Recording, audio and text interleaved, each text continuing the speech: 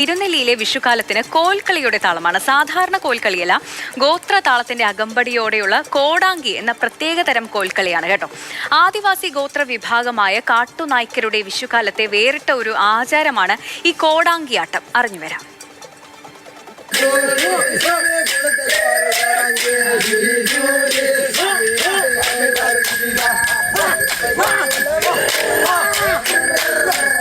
തിരുനെല്ലിക്കാടുകളിൽ കണിക്കൊന്ന പൂക്കുമ്പോൾ തന്നെ കാട്ടുനായ്ക്കർ വിഷുവിനായി ഒരുക്കം തുടങ്ങും. കാട്ടിലെ കണിക്കൊന്ന ശരീരമാകെ വെച്ച് കെട്ടി കിരീടം വെച്ച് മുഖത്ത് കരിയും മണ്ണും പച്ചിലകളും കൊണ്ട് ചായമെഴുതി ഇവർ ഗോത്രതാളത്തിനൊപ്പമുള്ള ചുവടുകളുമായി ഇറങ്ങും.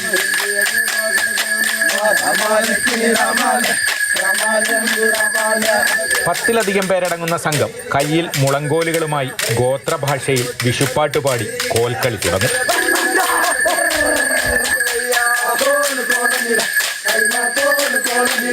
അരമണി കെട്ടി കൊന്ന കിരീടമണിഞ്ഞ കോമാളി വേഷക്കാരനും സ്ത്രീവേഷമണിഞ്ഞ ഒരാളുമാണ് സംഘത്തിന് നേതൃത്വം നൽകുക. വ്രതാനുഷ്ഠാനത്തിന് ശേഷം വിഷുവിന് ഒരാഴ്ച മുൻപാണ് കോടാങ്കിക്കായി ഒരുങ്ങുക. ഒരാണ്ടിന്റെ കാർഷിക സമൃദ്ധിക്കായി തിരുനെല്ലിപ്പെരുമാളിന്റെ സന്നിധിയിലേക്കാണ് ഇവരുടെ യാത്ര. ആ യാത്രയിൽ ഓരോ വീടിന്റെ മുറ്റത്തും പാട്ടുപാടി ചടുലതാളത്തിൽ കോലടിക്കും. ദക്ഷിണ വാങ്ങി യാത്ര തുടരും. ഇപ്പോൾ ഇതിൽ പ്രധാനമായിട്ടും രണ്ട് വേഷങ്ങളാണ്. ഒന്ന് കോടാങ്കി എന്നാണ് പറയുക. ഇത് സ്ഥൂലവേഷം, സ്ത്രീവേഷം കെട്ടുന്നത്. 7 ദിവസം വ്രതം എടുത്തുകൊണ്ടാണ് ഈ ഒരു വേഷം ധരിക്കുന്നത്. 7 ദിവസത്തെ വ്രതം കഴിഞ്ഞതിന് ശേഷമാണ് നമ്മൾ ഈ ഒരു കൂത്കളി എന്ന് പറയുന്ന ചടങ്ങ് അവസാനിപ്പിക്കുന്നത്.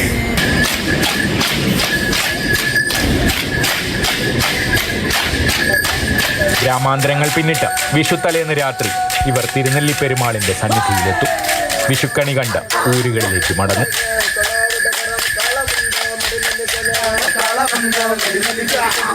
മാതൃഭൂമി ന്യൂസ്, വയനാട്.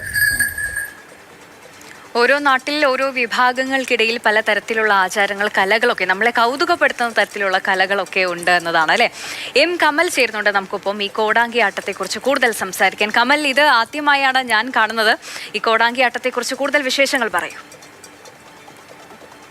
വിഷുക്കാലമായാൽ തിരുനെല്ലിയിലെ നാട്ടുവഴികളും കാട്ടുവഴികളും ഒക്കെ ഈ കോടാങ്കി ആട്ടക്കാരെ കൊണ്ട് നിറയും. തിരുനെല്ലി മേഖലയിലാണ് ഈ ആചാരം വർഷങ്ങളായി കണ്ടുവരുന്നത്.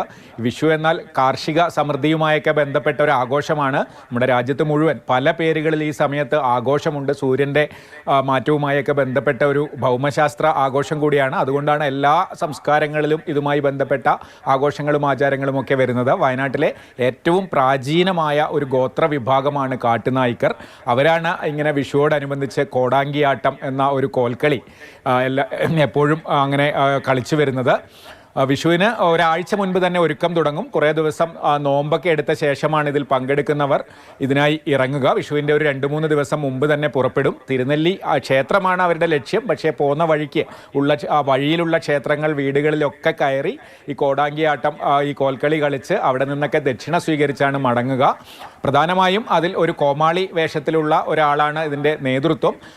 കൊന്നപ്പൂ കൊണ്ടുള്ള അലങ്കാരമൊക്കെ ദേഹത്ത് ചാർത്തി, കൊന്നപ്പൂ കിരീടമൊക്കെ അണിഞ്ഞ് കുറേ നിറമൊക്കെ മുഖത്ത് ചായമൊക്കെ പൂശിയാണ് ഈ കോമാളി വേഷം ഉണ്ടാവുക. അതോടൊപ്പം ഒരു സ്ത്രീവേഷം കെട്ടിയ പുരുഷനും ഉണ്ടാകും. ഇവർ രണ്ടുമാണ് നേതൃത്വം. അതോടൊപ്പം പാട്ടും, അവരുടെ ഗോത്രഭാഷയിലുള്ള പാട്ടും താളവുമൊക്കെയായി അതിനനുസരിച്ച് മുളങ്കമ്പ് കൊണ്ടുള്ള കോൽക്കളിയും ഉണ്ടാകും. യൂരുമൂപ്പൻ പ്രത്യേകമായി പ്രാർത്ഥിച്ചൊക്കെയാണ് കാട്ടിൽ നിന്ന് മുള വെട്ടി ഈ കോലുകൾ കൊടുക്കുക. എന്തായാലും വിഷുത്തലേന്ന് തിരുനെല്ലി പെരുമാളിന് മുന്നിലാണ് ഇതിൻ്റെ സമാപനം. അവിടെ കോൽക്കളി കളിച്ച് അതുപോലെ വിഷു കണിയും കണ്ടാണ് ഈ സംഘം. ഇതാണ് കോടാങ്കിയാട്ടം. ഇതേക്കുറിച്ചുള്ള വിശേഷങ്ങളാണ് കമൽ നമ്മളോട് പറഞ്ഞത്. ശരി.